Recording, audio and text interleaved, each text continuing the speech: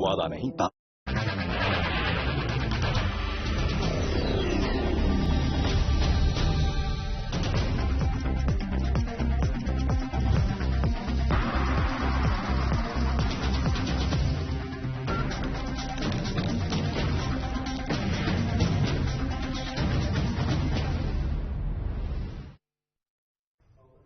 नमस्कार, बहुत बहुत स्वागत है आप सभी का साधना प्लस में। मैं हूं आपके साथ आदर्श तिवारी। दिल्ली खबरों की शुरुआत हेडलाइंस के साथ। कोरोना पर दिल्ली सीएम ने की प्रेस कॉन्फ्रेंस। दिल्ली में लगाया 6 दिन का लॉकडाउन, प्रवासी मजदूरों को दिल्ली में रहने की किया अपील।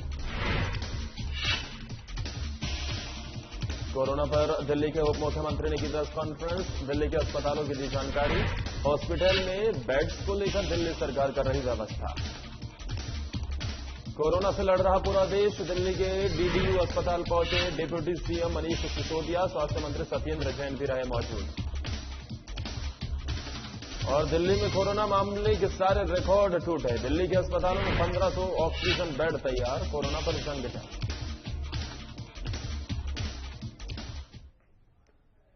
दिल्ली में 6 दिन का लॉकडाउन लग चुका है। आपको बता दें कि कल रात 10 बजे से अगले सोमवार सुबह 5 बजे तक ये लॉकडाउन रहेगा। वहीं इसकी घोषणा करते हुए दिल्ली के मुख्यमंत्री अरविंद केजरीवाल ने प्रवासी मजदूरों से खास अपील की थी, जिसमें उन्होंने कहा था कि वो खास तौर पर हाथ जोड़कर अपील कर रहे हैं कि एक छोटा सा लॉकडाउन है, दिल्ली छोड़कर मत जाइए। साथ ही उन्होंने कई बात कही। आइए सुनते हैं क्या कुछ सीएम अरविंद केजरीवाल ने कहा था। दिल्ली वासियों को मेरा नमस्कार। पिछले 1 साल से जब से कोरोना शुरू हुआ है, मैं समय समय पे आपके बीच में आके सभी तथ्यों को, परिस्थितियों को ईमानदारी के साथ आपके सामने रखता रहा हूं, आपसे चर्चा करता रहा हूं। एक चीज हम लोगों ने हमेशा गांठ बांध के रखी, आपको कभी गलत तथ्य नहीं दिए, आपसे कभी झूठ नहीं बोला, जो था आपके सामने रख दिया। अगर स्थिति अच्छी थी तो भी आपको बताया, स्थिति खराब थी तो भी आपको हमने ईमानदारी से बताया, क्योंकि हम पहले दिन से समझ गए थे कि ये इतनी बड़ी आपदा है कि आपके साथ के बिना, जनता के साथ के बिना अकेले इस आपदा से सरकार सामना नहीं कर सकती। जनता का सहयोग और जनता की सहभागिता इस पूरे संघर्ष में बेहद जरूरी है। और जब तक जनता को सच नहीं बताया जाएगा, सारे तथ्य जनता के सामने नहीं रखे जाएंगे, तब तक जनता की भागीदारी सुनिश्चित करना असंभव था। इसीलिए हमने हर चीज आपके सामने रखी। हमने टेस्ट नहीं कम होने दिए। आज दिल्ली के अंदर सबसे ज्यादा टेस्ट हो रहे हैं। मैं तो ये कहूंगा कि अगर प्रति 10 लाख की पॉपुलेशन पे देखा जाए तो शायद पूरी दुनिया में सबसे ज्यादा टेस्ट दिल्ली में हो रहे हैं। मैंने देखा कि कई जगहों पे उन्होंने टेस्ट कम कर दिए। टेस्ट कम कर दिए तो केस कम आने लग गए। इस तरह से तथ्यों के साथ कई जगह हेरफेर करने की कोशिश की गई। हमने ऐसा नहीं किया। हमने टेस्ट कम नहीं किए, उल्टे कम करने की वजह हमने दिल्ली में टेस्ट कई गुने बढ़ा दिए। आज लगभग 1 लाख टेस्ट दिल्ली में डेली हो रहे हैं। हमने मौत के आंकड़े आपसे नहीं छुपाए। जितनी मौतें होती थी हमने सब आपके सामने रखी, ईमानदारी से रखी। अगर ज्यादा हो रही थी तो ज्यादा बताई, कम हो रही थी तो कम बताई। कितने बेड्स हैं, कितने आईसीयू बेड्स हैं, क्या परिस्थितियां हैं, हर चीज आपके सामने ईमानदारी के साथ रखी। और इसी वजह से जब भी हमने कड़े निर्णय लिए, हमें आपका पूरा सहयोग मिला, दिल्ली की जनता का पूरा सहयोग मिला। मैं हमेशा कहता हूं कि हमारी दिल्ली एक परिवार है। दिल्ली के 2 करोड़ लोग एक परिवार हैं। और जब परिवार में कोई आपदा आती है तो सारे परिवार के लोग मिलकर उसका सामना करते हैं। अब भी हम सभी मिलकर इसका सामना करेंगे। पहले भी जीत हुई थी, अब भी जीत होगी। आज दिल्ली में क्या परिस्थिति है? पिछले 24 घंटे में दिल्ली में लगभग 23,500 केस आए हैं। उसके पिछले 24 घंटे में लगभग 25,500 केस आए थे। तो पिछले 3-4 दिन से रोज हम देख रहे हैं लगभग 10,000 के करीब केस आ रहे हैं। पॉजिटिविटी बहुत ज्यादा बढ़ गई है। संक्रमण दर बहुत ज्यादा बढ़ गई है। दिल्ली के अंदर अस्पतालों में उपलब्ध बेड्स की भारी कमी हो रही है। डेली 25-25 हजार अगर पेशेंट्स आएंगे तो कोई भी व्यवस्था मचा सकती है। दिल्ली के अंदर बेड्स की भारी कमी हो रही है। आईसीयू बेड्स दिल्ली में लगभग खत्म हो गए हैं। आज सुबह मैं ऐप पे देख रहा था 100 से भी कम आईसीयू बेड्स दिल्ली में बचे हैं।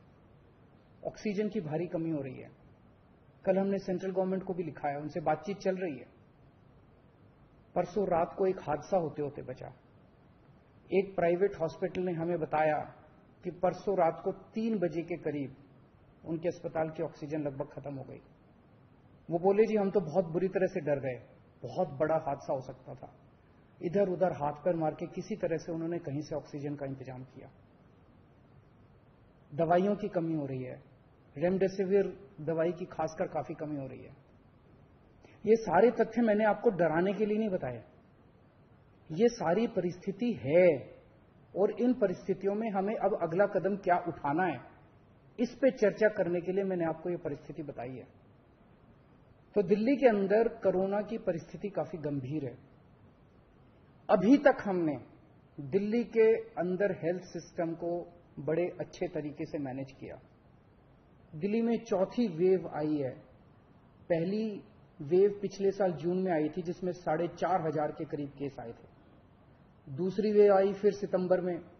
फिर तीसरी वेव आई जिसमें 8,500 के करीब केस आए थे। दुनिया के कई शहर ऐसे हैं, बड़े बड़े देशों के, विकसित देशों के शहर, जहां 6,000 केस आए तो उनका पूरा हेल्थ सिस्टम चरमरा गया, कोलैप्स कर गया। दिल्ली में 8,500 केस आए पिछली बार तीसरी वेव में, तब भी हमारा सिस्टम कोलैप्स नहीं किया। उल्टे हमने और ज्यादा अपनी तैयारियां शुरू कर दी। आज 25,000 केस आए हैं। अब दिल्ली का हेल्थ सिस्टम अपनी सीमा तक पहुंच गया है। हमारा हेल्थ सिस्टम अब बहुत ज्यादा तनाव में है। मैं ये नहीं कहूंगा कि हमारा हेल्थ सिस्टम अभी कोलैप्स किया है, लेकिन आज हमारा हेल्थ सिस्टम बहुत ज्यादा तनाव में है। किसी भी हेल्थ सिस्टम की अपनी सीमाएं होती हैं। अनगिनत पेशेंट्स तो कोई भी सिस्टम नहीं ले सकता ना। किसी भी सिस्टम की अपनी सीमाएं हैं। पिछले 5 साल में आपकी सरकार ने दिल्ली में बहुत बड़े स्तर पे स्वास्थ्य के क्षेत्र में काम किया है। खूब नए हॉस्पिटल खोले हैं, मोहल्ला क्लिनिक, पॉलीक्लिनिक बनाए हैं। बहुत बड़े स्तर के ऊपर स्वास्थ्य के क्षेत्र में काम हुआ है। यही कारण है कि आज 25,000 केस के ऊपर भी दिल्ली का सिस्टम चल रहा है।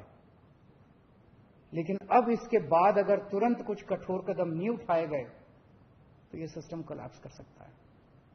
और अगर हेल्थ सिस्टम कोलैप्स कर गया तो मुझे डर है कहीं बहुत बड़ी त्रासदी ना हो जाए। जैसे मैंने बताया कि कल एक अस्पताल में ऑक्सीजन बिल्कुल खत्म हो गई थी और बहुत बड़ी त्रासदी होते होते बची। मैंने वीडियोस देखे हैं, तस्वीरें देखी हैं, आपने भी देखी होंगी सोशल मीडिया पे।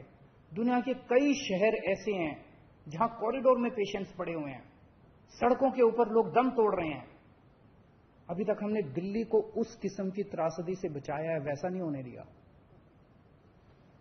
आज सुबह 11 बजे मेरी और एलजी साहब की मीटिंग हुई और इन सारे पहलुओं के ऊपर, सारी परिस्थिति के ऊपर काफी विस्तार से बातचीत हुई। और उस बातचीत के बाद हमें ये लगा कि दिल्ली का हेल्थ सिस्टम बड़ी मात्रा में और अधिक पेशेंट्स अब लेने में असमर्थ है। अगर हमने अभी लॉकडाउन नहीं लगाया तो कहीं ऐसा ना हो कि बड़ी त्रासदी हो जाए। हम किसी भी हालत में दिल्ली को उस परिस्थिति में नहीं ले जाना चाहते जहां कॉरिडोर के अंदर पेशेंट्स पड़े हैं, सड़कों पे लोग दम तोड़ रहे हैं। आज सभी परिस्थितियों का जायजा लेने के बाद आपकी सरकार को यह लगता है कि दिल्ली में कुछ दिन के लिए लॉकडाउन लगाना जरूरी है।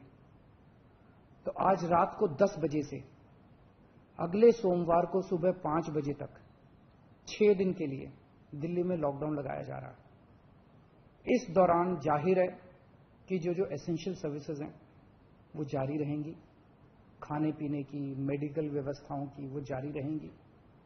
ये शादियों का सीजन है, लोगों के बड़े मुश्किल से रिश्ते बनते हैं, हम उनके रिश्ते तोड़ना नहीं चाहते।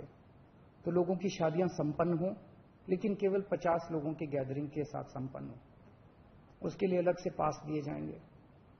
इसके बारे में अभी थोड़ी देर में डिटेल्ड ऑर्डर जारी हो जाएगा कि कौन कौन सी चीजें जारी रहेंगी और कौन सी चीजों पर पाबंदी रहेगी।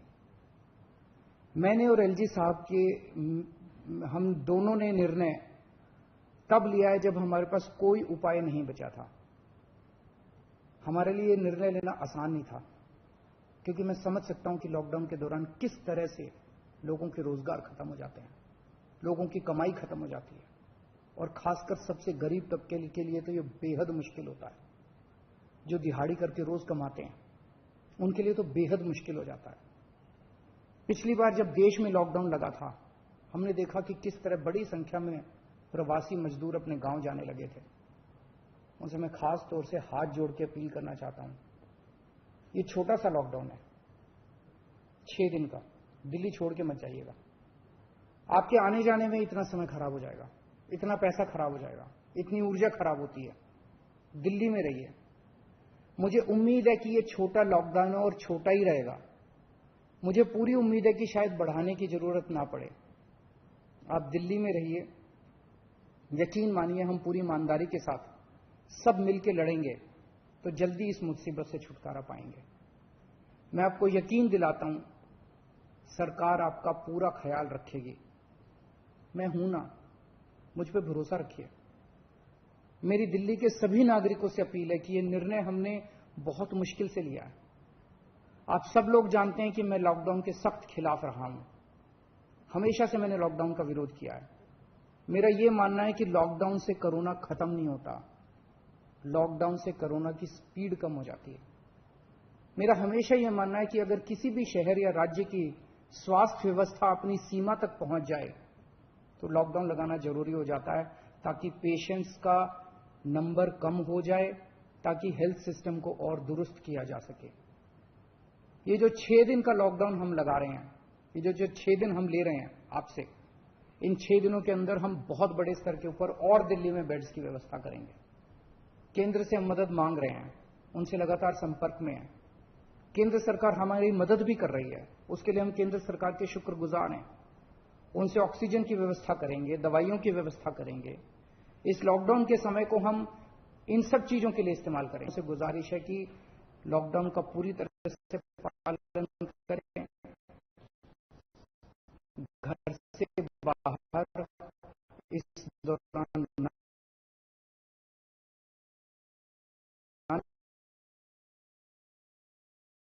मिलके इसका मुकाबला करेंगे और जरूर जीतेंगे। नमस्कार। तो राजधानी दिल्ली में कल रात 10 बजे से लॉकडाउन लागू है और अगले 6 दिनों तक रहेगा ये, क्योंकि कोरोना का संक्रमण बहुत तेजी से फैल रहा है। दिल्ली में कोरोना थमने का नाम नहीं ले रहा है। तो वहीं दिल्ली के उप मुख्यमंत्री मनीष सिसोदिया ने प्रेस कॉन्फ्रेंस की है और दिल्ली के अस्पतालों में बेड्स की जानकारी दी है। आपको बता दें कि उप मुख्यमंत्री ने इस प्रेस कॉन्फ्रेंस में यह बताया है कि किन किन हॉस्पिटल में कितने बेड्स हैं और कितने बेड बढ़ाए गए हैं। साथ ही उन्होंने कोरोना में लोगों से अपील की है कि कोरोना को देखते हुए अपना और अपने आसपास के लोगों को जागरूक करें और घर पर सुरक्षित रहें। दिल्ली में कोरोना के केस तो तेजी से बढ़ ही रहे हैं, आप सब जानते हैं, और लगातार 25,000 पर डे का आंकड़ा अब आगे बढ़ चुका है। अब ऐसा लग रहा है कि धीरे धीरे 25-26 हजार तक बढ़ गया, 28,000 30,000 तक हो जाएगा ये आंकड़ा। मैं 2 चीजें कहना चाहता हूं। एक तो ये कि दिल्ली सरकार पिछले दिनों में लोगों को बेड उपलब्ध कराने में बहुत तेजी से काम कर रही है और बहुत सफलतापूर्वक काम कर रही है। पिछले 4-5 दिनों में मैं एक एक हॉस्पिटल में जाके आया हूं। मैं खुद अंदर जाके पेशेंट्स के साथ, डॉक्टर्स के साथ, उनके अटेंडेंट के साथ बातचीत करके आया हूं और मैं ये देख रहा हूं कि 3 अप्रैल को अगर आप देखें, करीब 20 दिन पहले हमारे पास 6,071 बेड थे, 6071 बेड्स थे पहले, 6,071, और आज हमारे पास में इस वक्त 19,101 बेड हैं। यानी कि करीब करीब 2 हफ्ते के समय में, 2-2.5 हफ्ते के समय में 3 गुना से ज्यादा बेड बढ़ा दिए गए हैं। 19,000 बेड्स इस वक्त दिल्ली में उपलब्ध हैं, दिल्ली में हैं, जिन पे पेशेंट्स हैं। इसमें से 2,500 बेड्स अभी भी वैकेंट हैं। तो बहुत तेजी से वॉर फुटिंग पर बेड्स की संख्या बढ़ाई है दिल्ली सरकार ने, और इतनी तेजी से कहीं संभव नहीं हो सकता था, लेकिन फिर भी सारे रिसोर्सेज लगा के, सारी मैन पावर लगा के, पूरे जितने भी हमारे पास में रिसोर्सेज थे उनको ऑप्टिमम यूटिलाइजेशन करते हुए हमने 3 गुना बेड्स कर दिए हैं। 6071 से बढ़ा के 19,101 बेड हो गए हैं केवल 2 से ढाई हफ्ते के अंदर अंदर। अभी मैं पिछले दिनों सीएम साहब के आदेश पर लगातार एक एक हॉस्पिटल में गया हूं, सीएम साहब की निगरानी में डिस्कशन हुआ है, और वहां भी उनकी कैपेसिटी को हमने जितना हो सकता है उतना बढ़ा के यूज करने का डिसीजन लिया है। इसमें बुराड़ी जो हॉस्पिटल है हमारा, वहां अभी 320 बेड हैं, इसको हम बढ़ा के 800 बेड का कर रहे हैं। 480 बेड यहां पे बढ़ जाएंगे। इसी तरह से जो हमारा अंबेडकर नगर का हॉस्पिटल था जिसमें मैं गया था, वहां 200 बेड हैं, उसको हम बढ़ा के 600 बेड वहां पे कर रहे हैं अभी। डीडीयू हॉस्पिटल है, वहां पर 250 बेड हैं अभी, उनको हम बढ़ा के 750 बेड कर रहे हैं, यहां पे 500 बेड बढ़ जाएंगे।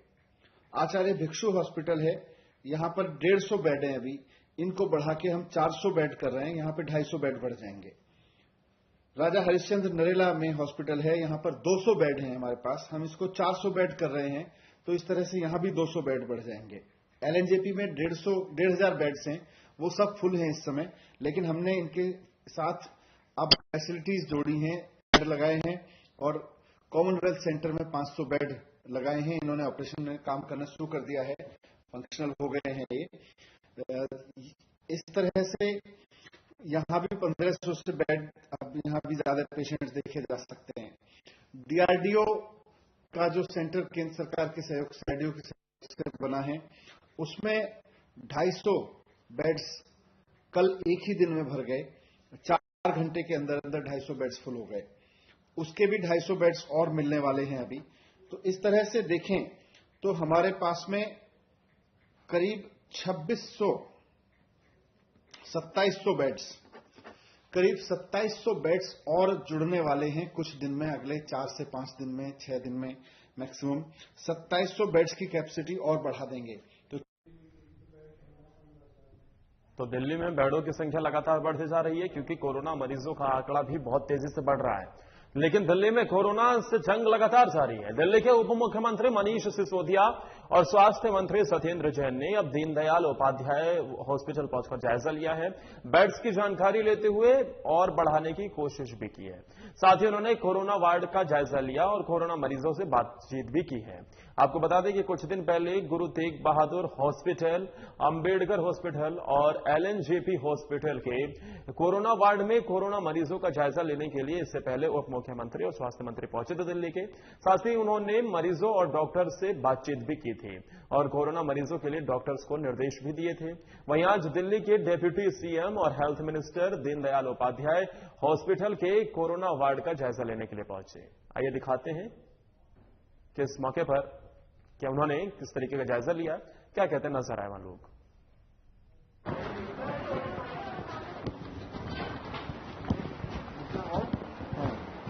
अपने 200 बेड हैं सर, इसमें से 100 जो आईसीयू बेड्स हैं, उसके 2 भाग में विभाजन है, 6 वेंटिलेटर और 76 आईसीयू नॉन वेंटिलेटर। आईसीयू बना लो सर। तो पोस्ट ओटी जो है वो तो आईसीयू में आ जाएगा या कोविड वार्ड में चला जाएगा अगर एक्सटूबेट हो गया। और जो प्री ओटी है, तो जो सर्जरी का जो एरिया है जहां पे कोविड पेशेंट है वहीं से ऊपर आता है। नहीं करा है, इसके अंदर जो आपका pre OT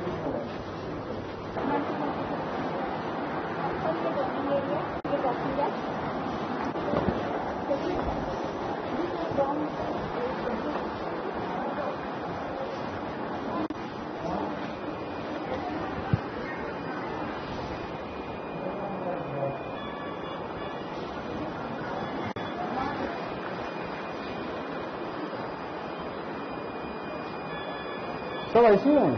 This is like that place. अभी वहाँ एक पेशेंट एक्सपायर करी थी, या देते हैं another patient now. She is shifted. किसी है रहता है आपको पहले? अरे दूसरा रिस्पॉन्स किया ये डॉक्टर साहब कहाँ गए? डॉक्टर सर डॉक्टर को आपकी बीमार कर रहे हैं, भगवान को आशीर्वाद देना। और डॉक्टर कौन से? ठीक है सर, इसको पता नहीं लगा डॉक्टर कौन है डॉक्टर कौन है। ये ना फिर इसका नुकसान ये होता है कि बाद में फिर लोग वहाँ कहते हैं कि डॉक्टर तो आता है। ठीक है सर, हमें भी क्या जाने तो डॉक्टर नहीं आया। ठीक है, यही तो पहले लगा अरे ड्यूटी स्टार्ट होती है पहले टिकट अपने पैसे होते लिखने आते हैं। सर लिखने में ज़्यादा नहीं होते उनको एक्चुअली सर 91% था FIU को सर एक्चुअली वेंटिलेटर में सेटिंग होती है ना। ज़्यादा हाल है ठीक है जी जी सर बढ़िया बहुत बढ़िया। खाना वाना ठीक मिल रहा है हॉस्पिटल में, इलाज दवाई ठीक मिल रही है? जी जी सर। कोई दिक्कत? कितने दिन हो गए? हो गए 8-10 दिन हो गए। एक चीज़ और देखिएगा मेरे हिसाब से ना बेड के साथ बांध के एक ऑक्सीमीटर दे दो सबको। ठीक है सर, उसकी जिम्मेदारी लगा दो। ठीक है सर, ठीक है। तो आप मेंटेनिंग 90 कहाँ रहते हो? घर कहाँ है? 91 to 93 95 डावड़ी क्या करते हो? नहीं हो रही तो नहीं हो रही। क्या करते हो? सिलाई का काम। सिलाई का काम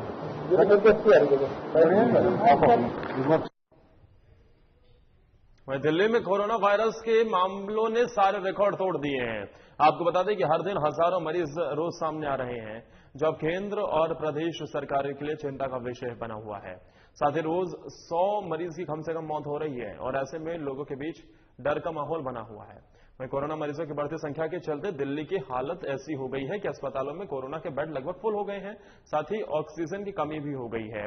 वहीं दिल्ली में इलाज के लिए वेंटिलेटर या ऑक्सीजन की सुविधा वाले बेड्स की जरूरत है। ऐसे में इन जरूरतों को पूरा करने के लिए मुख्यमंत्री अरविंद केजरीवाल ने राष्ट्रमंडल खेलगांव, यमुना खेल परिसर, राउज एवेन्यू में स्कूल का दौरा किया है। वहां पर बेड्स लगाए जाने की अब तैयारी होगी। और इसी के साथ इस बुलेटिन में फिलहाल के लिए इतना ही। अपना और अपनों का बहुत ख्याल रखिए। नमस्कार।